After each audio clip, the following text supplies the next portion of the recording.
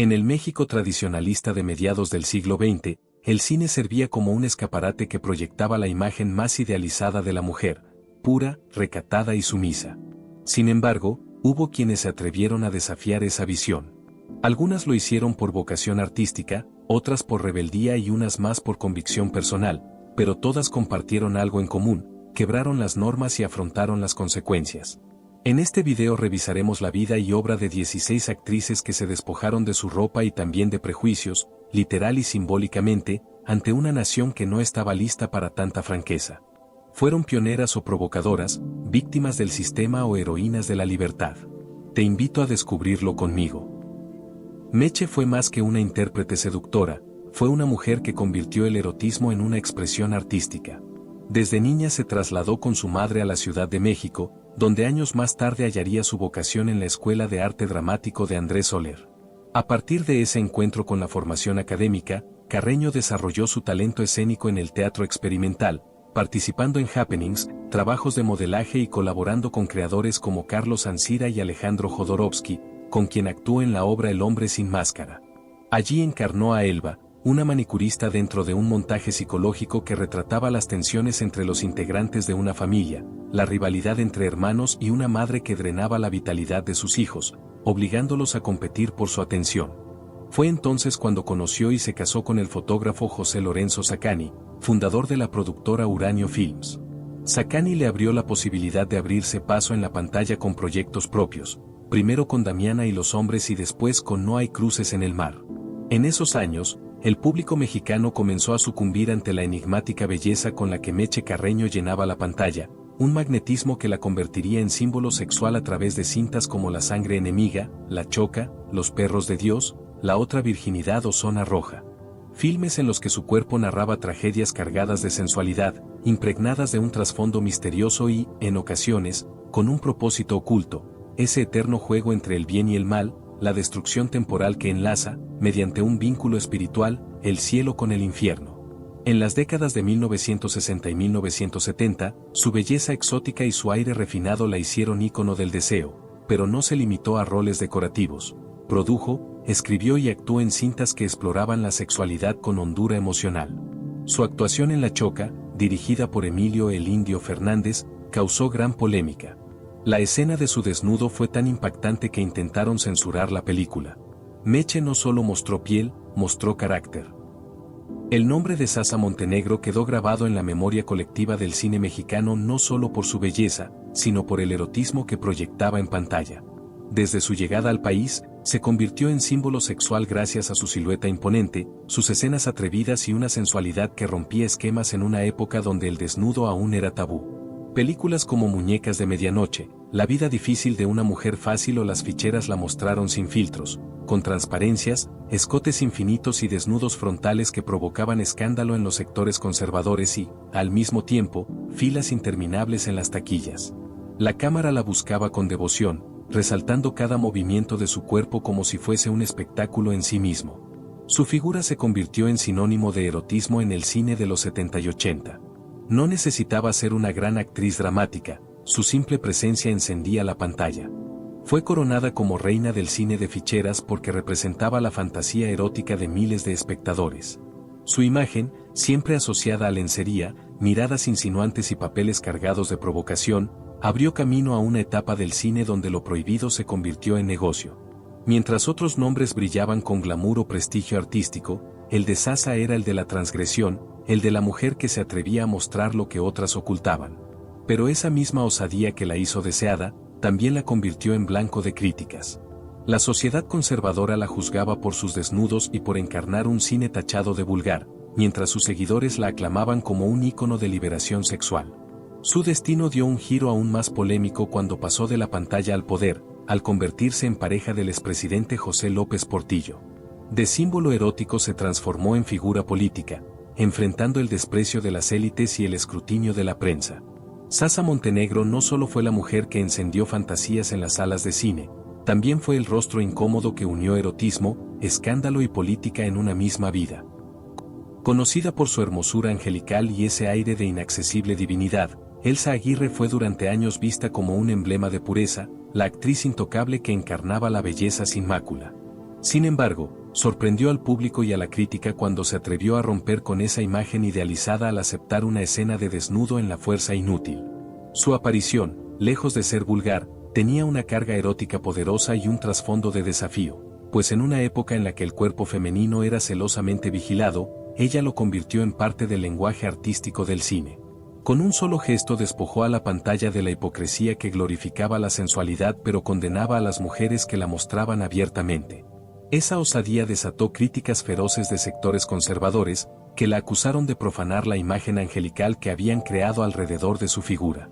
Sin embargo, para otros significó un acto de liberación, un recordatorio de que el cine también podía hablar del deseo y de la fragilidad humana sin caer en la caricatura.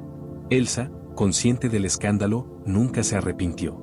Sabía que con ese desnudo se inscribía en una lista muy corta de actrices que desafiaron el sistema, y aunque la censura intentó minimizar su atrevimiento, su aura de misterio permaneció intacta.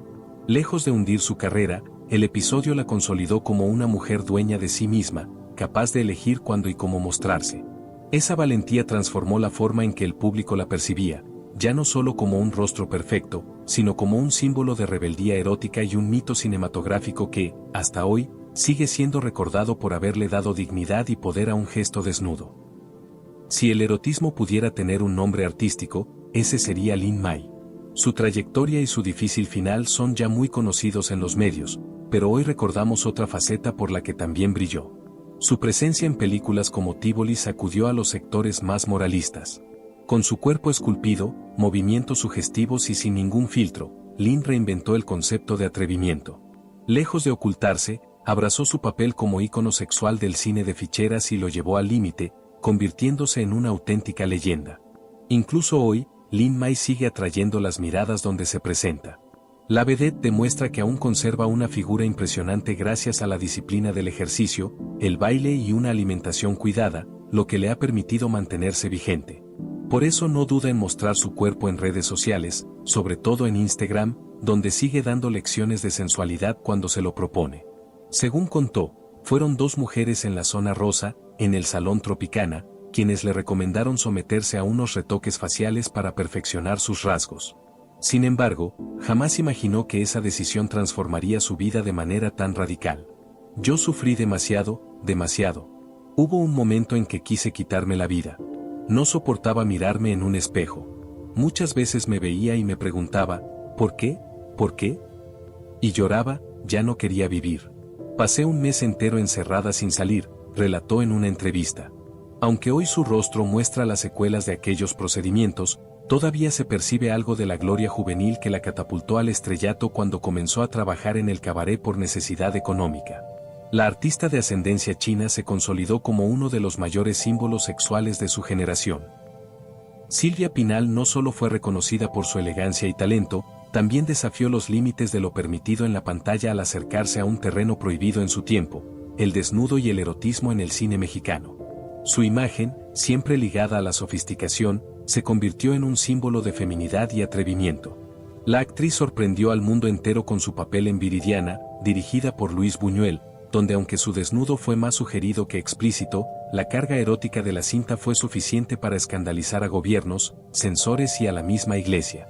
La película abordaba temas de religión, deseo y decadencia moral con una crudeza inédita, y el simple hecho de verla en situaciones insinuantes, con un erotismo implícito y provocador, bastó para despertar controversias. El Vaticano condenó la cinta públicamente, España la vetó, y durante años se intentó ocultar la magnitud de su impacto. Sin embargo, lejos de hundir su carrera, aquella controversia consolidó a Silvia como un ícono internacional. Su capacidad de encarnar el deseo reprimido y la contradicción entre pureza y sensualidad le dio una dimensión única como actriz, abriendo la puerta a un cine más arriesgado y menos sometido a la censura moral de la época. Más allá de Viridiana, Silvia Pinal exploró personajes donde la sensualidad era parte esencial de la trama. En varias películas interpretó a mujeres que usaban su atractivo como arma, rompiendo con la idea tradicional de la actriz recatada. Esa mezcla de erotismo contenido y elegancia calculada le permitió convertirse en la representación de un México que buscaba modernidad sin perder la esencia de su cultura. Hoy, su nombre no solo evoca glamour y prestigio, sino también la valentía de una mujer que entendió que el arte y la sensualidad podían unirse en la pantalla grande para provocar, cuestionar y dejar huella. El nombre de Kitty de Hoyos quedó marcado en la memoria del cine mexicano no solo por su belleza, sino por haber roto los límites impuestos a las actrices de su tiempo. En una época en la que el cuerpo femenino seguía envuelto en tabúes y apariencias de recato, ella se atrevió a desnudarse sin reservas, transformando lo prohibido en un acto de valentía. Su desnudo en las puertas del presidio fue mucho más que una escena de cine, fue un desafío abierto a la moral dominante y una declaración artística que incomodó a productores, censores y público conservador, pero que también abrió un camino distinto para el erotismo en pantalla. Mientras otras intérpretes se mantenían en la línea de la insinuación, Kitty decidió cruzar la frontera de lo sugerido para mostrar un erotismo frontal, sin disfraces. Su figura, proyectada con naturalidad y sin miedo, fue recibida como escándalo, pero también como un gesto revolucionario que colocó a la actriz en un terreno de culto. Los periódicos de la época la catalogaron como provocadora, pero al mismo tiempo admitieron que su magnetismo en pantalla era imposible de negar. Ese atrevimiento redefinió su carrera. Algunos productores comenzaron a verla como símbolo sexual, otros como una actriz difícil de encasillar. La sociedad, por su parte, no le perdonó fácilmente haber mostrado más de lo permitido, aunque el público masculino la convirtió en fantasía recurrente. En cada papel posterior, sin importar si era comedia o drama, la sombra de aquel desnudo la acompañaba, recordando a todos que Kitty de Hoyos había sido la primera en desafiar las reglas no escritas del recato cinematográfico. Su legado es la valentía de haber usado su cuerpo como lenguaje artístico, y el erotismo como declaración de independencia frente a una industria que buscaba someterla a la obediencia del silencio. El verdadero parteaguas en la trayectoria de Isela Vega fue su valentía para mostrar el cuerpo sin reservas en una época en la que el cine mexicano se mantenía atado a prejuicios y censuras. En Las reglas del juego, realizó el primer desnudo frontal en la historia del cine nacional, una decisión que estremeció a la industria y al público. El escándalo fue inmediato, la sociedad conservadora la juzgó, la tachó de inmoral y la prensa se volcó en ataques, pero Isela no retrocedió. Ese gesto de provocación no solo rompió con las limitaciones del cine, sino que abrió una nueva etapa en la representación femenina en pantalla, donde el erotismo ya no era velado ni sugerido, sino explícito y desafiante. Su atrevimiento no quedó en un solo acto. Vega consolidó una carrera marcada por papeles cargados de sensualidad, personajes que respiraban libertad y que se oponían a la visión sumisa de la mujer. En La viuda negra, encarnó a una mujer que mezcla la pasión con la rebeldía, demostrando que el erotismo podía ser un arma narrativa tan poderosa como el drama o la comedia. Sus escenas, lejos de ser mero exhibicionismo, funcionaban como un manifiesto visual contra el doble estándar que castigaba a las mujeres mientras glorificaba a los hombres. Isela convirtió su desnudo en un acto político, un grito de independencia y de feminismo en un medio dominado por figuras masculinas. Ella sabía que cada vez que aparecía en pantalla rompiendo tabúes, estaba golpeando al sistema que pretendía encasillarla. Su imagen de mujer fuerte, libre y sin miedo a mostrar su cuerpo quedó como uno de los símbolos más potentes del erotismo cinematográfico en México. Más que una actriz escandalosa, fue una pionera que desafió lo prohibido y que, con su audacia, dejó claro que el arte también podía ser un campo de batalla para la libertad femenina. Muy joven aún, en 1976 inició una carrera exitosa en la pantalla grande, apareciendo en cintas como Lo mejor de Teresa y Las Poquianchis. Con esta última alcanzó gran notoriedad, ya que la película estaba inspirada en la historia real de las célebres hermanas asesinas que regenteaban una casa de prostitución en Guanajuato. En Alucarda interpretó a una joven poseída en una trama que mezclaba lo sagrado con lo profano. Sus escenas, impregnadas de erotismo y misticismo, generaron terror entre los censores. La cinta fue relegada al olvido durante años hasta consolidarse como un clásico de culto. Alucarda, la hija de las tinieblas es una película mexicana de terror sobrenatural, rodada en inglés en 1978 bajo la dirección de Juan López Moctezuma, a partir de un guión escrito junto con Alexis Arroyo. La protagonista fue Tina Romero. La historia relata la vida de dos huérfanas que residen en un convento católico y que terminan enfrentándose a una posesión demoníaca. Aunque se trata de una producción mexicana, originalmente fue filmada en inglés, como puede notarse en los diálogos. Su estreno en salas mexicanas ocurrió el 26 de enero de 1978. La trama se desarrolla en un convento que al mismo tiempo funciona como orfanato. Alucarda, una huérfana de 15 años, ha pasado toda su vida allí. Justine, otra joven de edad semejante, llega al convento y ambas forjan una amistad tan estrecha que roza el deseo. Mientras juegan en un bosque cercano, se topan con un grupo de gitanos que despiertan una fuerza demoníaca al abrir un ataúd. Desde ese instante, una serie de fenómenos extraños comienza a sacudir al convento. Alucarda, la hija de las tinieblas, aborda temas sumamente polémicos como el satanismo, el homicidio, la posesión infernal, los exorcismos, la lujuria y el lesbianismo, todo ello enmarcado dentro de un fuerte simbolismo religioso. Eso provocó gran controversia y una avalancha de críticas en el momento de su lanzamiento. Por sus escenas de violencia explícita, sacrilegio y transgresión moral, la cinta terminó convirtiéndose en un referente imprescindible para los seguidores del terror gótico. La película ha sido comparada con The Devils de Ken Russell y El exorcista de William Friedkin, estrenadas pocos años antes, con las cuales guarda claras similitudes argumentales. También se perciben ecos de Carrie de Brian De Palma. Tina Romero fue audaz, intensa y absolutamente singular. El nombre de Angélica Chain quedó marcado en la historia del cine mexicano por sus desnudos y su fuerte presencia en la pantalla dentro del género de las sexicomedias.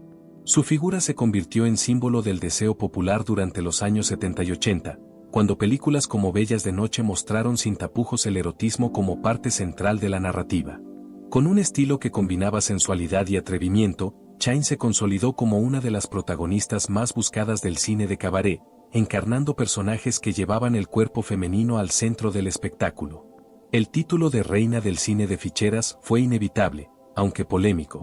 Un sector de admiradores aseguraba que la auténtica monarca era Sasha Montenegro, pero la taquilla confirmaba que el público también se rendía ante Angélica. La rivalidad, más inventada por la prensa que real, se alimentó con rumores, aunque ambas coincidieron en filmes como Santo y Blue Demon vs el Dr. Frankenstein, donde demostraron que no existía enemistad alguna. Incluso Montenegro llegó a reconocer la relevancia de Chain como figura imprescindible del género. La enorme producción de cintas eróticas permitió que ambas tuvieran protagónicos sin estorbarse. Y, en cierta medida, la relación de Montenegro con el presidente José López Portillo abrió más espacio para Chain, pues mientras Sasha se retiraba momentáneamente, Angélica recibía proyectos que exigían una presencia sensual y dominante en pantalla. Ese impulso la convirtió en una estrella de primera línea. En 1991, con Hembras de Tierra Caliente, Chain cerró su carrera artística como actriz y productora. Con su retiro, se despidió también una época que marcó al cine mexicano con historias cargadas de erotismo, picardía y provocación. Aunque el género decayó con el tiempo, el lugar de Angélica Chain permanece intacto, reina del deseo y protagonista indiscutible de un cine que convirtió el cuerpo en espectáculo y el escándalo en éxito asegurado. Rosa Carmina fue mucho más que una actriz y vedette, se convirtió en el símbolo de un erotismo indomable que marcó al cine mexicano. Su entrada a la pantalla grande estuvo ligada al descubrimiento de Juan Orol, quien encontró en ella un imán de sensualidad que desbordaba cada plano. Su porte altivo, su mirada felina y su estatura imponente no solo la distinguían, sino que le otorgaban una fuerza escénica que transformaba cualquier historia en una mezcla de pasión y escándalo. Desde sus primeros papeles, Rosa se presentó sin recato, exhibiendo un cuerpo que desafiaba los límites de lo permitido, entre transparencias, bailes y escenas cargadas de insinuación. Durante varios años fue musa de Orol y pieza esencial en sus cintas de gánsteres y rumberas. En Gángsters contra Charros y en clásicos como Tania, La Bella Salvaje, Amor Salvaje, En Carne Viva, Viajera y, sobre todo, Sandra, La Mujer de Fuego, consolidó un estilo basado en el erotismo sin filtros. Su cuerpo en movimiento, envuelto en ritmos tropicales, se convirtió en una metáfora del deseo reprimido de toda una sociedad. Cada aparición suya era un espectáculo de curvas, sudor y prohibición. En Sandra, La Mujer de Fuego encarnó a la perfección a la femme fatale, sensual y peligrosa, amante y verdugo, mujer que ofrecía placer y condena en un mismo gesto. Allí, su figura desbordaba la pantalla, encendiendo la imaginación de los espectadores y desatando la furia de la censura. Rosa Carmina representó la unión entre erotismo y tragedia, entre el goce carnal y la destrucción emocional. La moral de su tiempo intentó acallarla, tachando sus escenas de inmorales, pero la fascinación que despertaba resultó imposible de detener. Su legado permanece como una marca imborrable del fuego y la pasión que el cine de rumberas supo llevar al límite. Ninón Sevilla fue incomparable. Su magnetismo al bailar hipnotizó a las audiencias de la época. En 1950, la actriz y bailarina cubana protagonizó la película Aventurera, dirigida por Alberto Gout, donde compartió créditos con Andrea Palma, Tito Junco y Rubén Rojo. Antes de dedicarse al baile y a la actuación, Emelia Pérez Castellanos, su nombre verdadero, había pensado en convertirse en monja misionera para dedicarse a ayudar a los enfermos.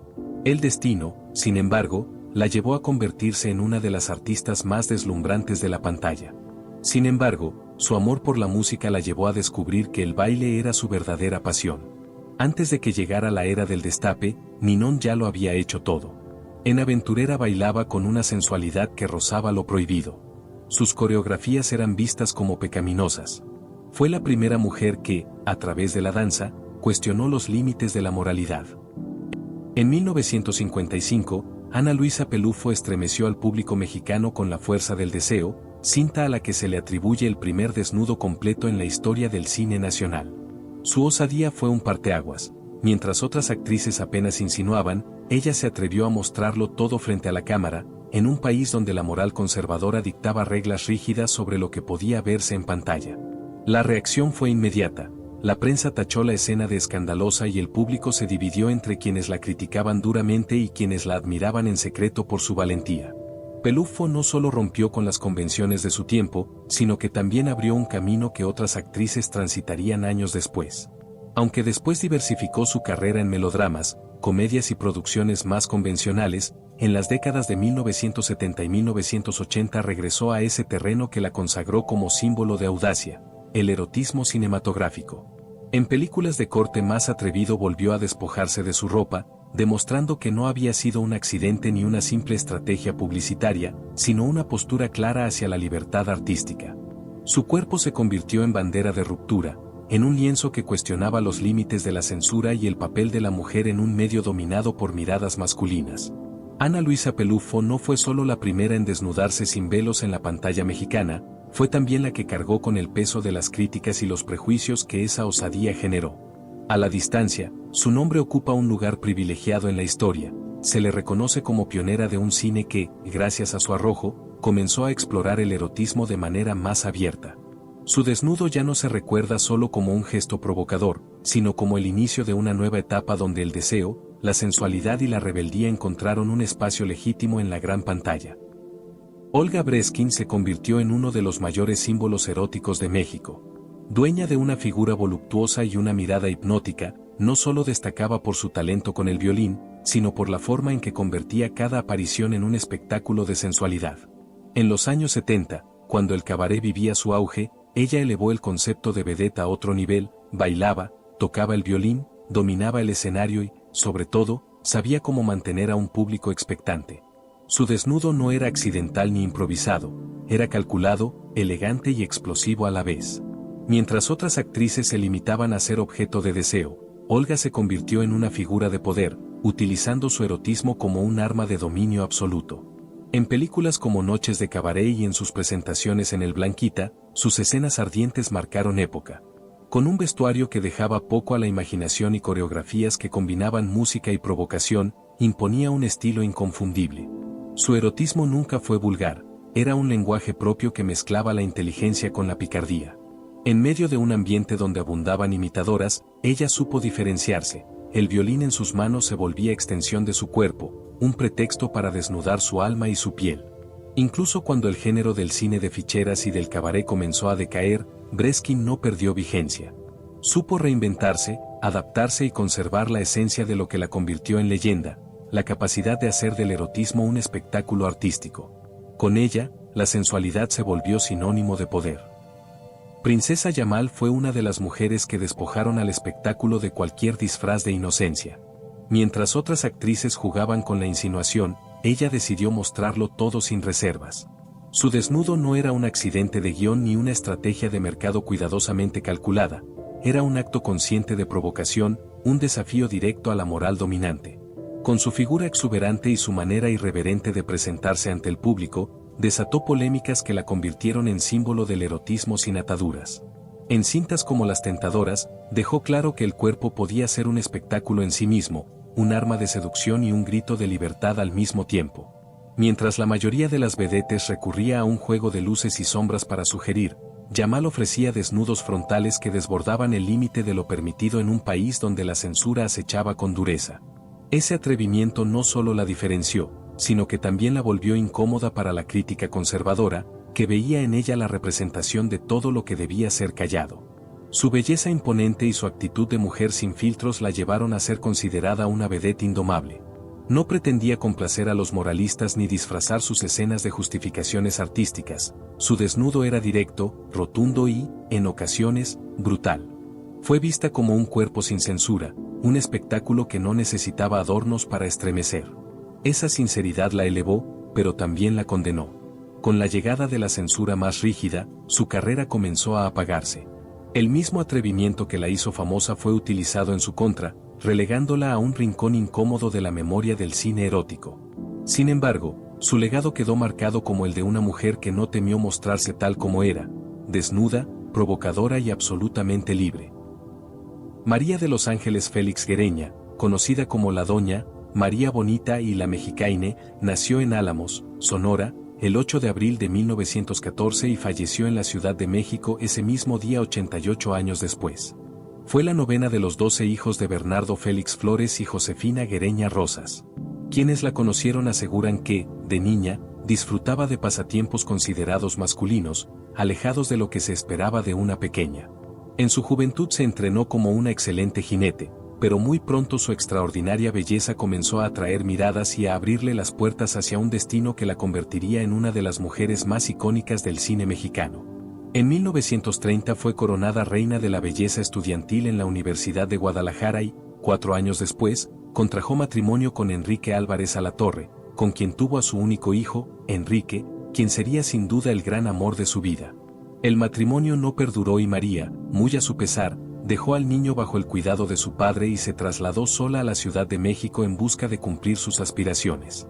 La fructífera relación de María Félix con el cine comenzó de manera fortuita. Mientras observaba los escaparates de unas tiendas de antigüedades en el centro histórico, fue abordada por el director Fernando Palacios, quien le preguntó si le interesaba hacer cine. La respuesta quedó para siempre en la leyenda de la Doña: ¿y quién le dijo que yo quiero entrar al cine? Si me da la gana, lo haré, pero será cuando yo quiera y por la puerta grande. Y así sucedió. Su debut fue como protagonista en El Peñón de las Ánimas, al lado del actor y cantante Jorge Negrete. La relación entre el charro cantor y la joven debutante no pudo ser más tensa, ya que él había pedido a su novia Gloria Marín para el papel principal. El rodaje resultó complicado y derivó en un enfrentamiento entre ambos que, sin duda, ayudó a cimentar su fama de mujer fuerte y altiva, reforzada por la publicidad que generó la prensa sensacionalista de la época. Cabe destacar que, entre todas las grandes luminarias del séptimo arte, María Félix fue la única que protagonizó absolutamente todas sus películas, las 47 en total. Jamás apareció en un elenco en segundo plano. Tras el enorme éxito de El Peñón de las Ánimas, su carrera ascendió de manera vertiginosa y se consolidó apenas en su tercer filme, Doña Bárbara, la cinta que le otorgó su sobrenombre más célebre. Su fama creció aún más al casarse con el reconocido compositor Agustín Lara en 1945. Como obsequio de bodas, Lara le escribió su himno eterno, María Bonita, y gracias a su apoyo logró recuperar a su hijo. Jamás se quitó la ropa en pantalla, no lo necesitaba. Su poder residía en su porte, en su mirada, en la manera de pronunciar cada palabra. En la diosa arrodillada representó el erotismo más sutil. Con una sola frase resultaba más provocadora que muchas con un desnudo completo. Ella era deseo y autoridad al mismo tiempo. Intocable, inolvidable. Irma Serrano fue un fenómeno dentro y fuera de la pantalla. Dueña de una figura exuberante, mirada desafiante y carácter indomable, se convirtió en un símbolo del erotismo mexicano en los años 60 y 70. Su salto a la fama se consolidó con cintas como Santo contra los zombies, pero pronto entendió que el público esperaba algo más de ella, escenas cargadas de provocación, transparencias y desnudos parciales que, en su tiempo, resultaban un verdadero desafío a la moral dominante. Su cuerpo se convirtió en arma narrativa, un elemento que escandalizaba a los sectores conservadores mientras garantizaba el éxito en taquilla. La tigresa nunca se conformó con insinuaciones, su estilo era directo, intenso y a menudo incendiario. Películas como La Martina y La Tigresa explotaron su magnetismo erótico al máximo, mostrando a una mujer que no pedía permiso para ocupar la pantalla con su sensualidad. Con cada papel reforzaba la idea de que el erotismo podía ser una forma de rebeldía y, al mismo tiempo, un negocio lucrativo. La crítica la acusaba de vulgaridad, pero el público la adoraba. Ella entendió como pocas que en un país lleno de restricciones, mostrar más de la cuenta no solo era escándalo, también era poder.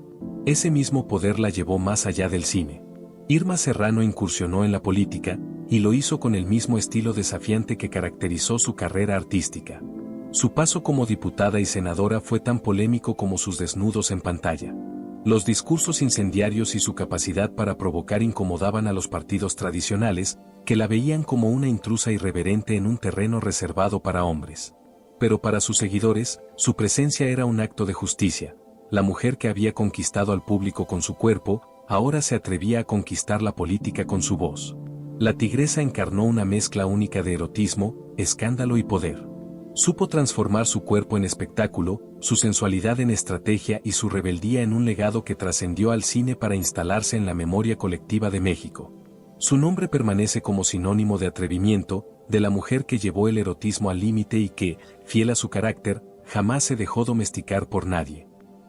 Estas mujeres no solo se despojaron de sus vestiduras en pantalla, también se liberaron del miedo, de los prejuicios y de las barreras que la sociedad intentó imponerles. Algunas fueron juzgadas, otras quedaron en el olvido, pero todas ellas abrieron un sendero que aún seguimos transitando. Gracias a su valentía, el cine mexicano se transformó en algo más libre, más humano y más auténtico. ¿Cuál de estas actrices te impresionó más? ¿Piensas que el cine actual sería posible sin su legado? Déjalo en los comentarios. Y si este video fue de tu agrado, suscríbete, activa la campanita y acompáñame en la próxima travesía por los secretos del cine de oro.